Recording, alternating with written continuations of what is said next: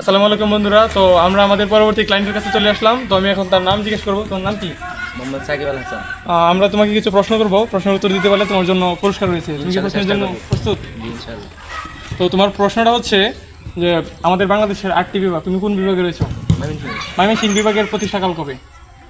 2008 2011। আমরা তার উত্তরটি একটু যাচাই করবো, দেখবো হয়েছে কিনা। তুমি বলতেছো ময়মনসিংহ বিভাগের প্রতিষ্ঠা হচ্ছে 2011 সালে। আমার তোমাকে আরও আমি 3 সেকেন্ড সময় দিচ্ছি। প্রশ্নটি ভুল রয়েছে, আমি এটা বলে দিচ্ছি, তুমি আরেকটু চেষ্টা করে দেখো। 2022। আরেকবার দিচ্ছি। 15 মনে হয়। এবার উত্তরটি হয়েছে, যার পরে মানে সে পেরেছে যেহেতু, তারপরেও তার জন্য একটি পুরস্কার রয়েছে। আমরা তাকে ছোটো একটি গিফট করলাম, তার জন্য একটি পুরস্কার দেওয়া হলো।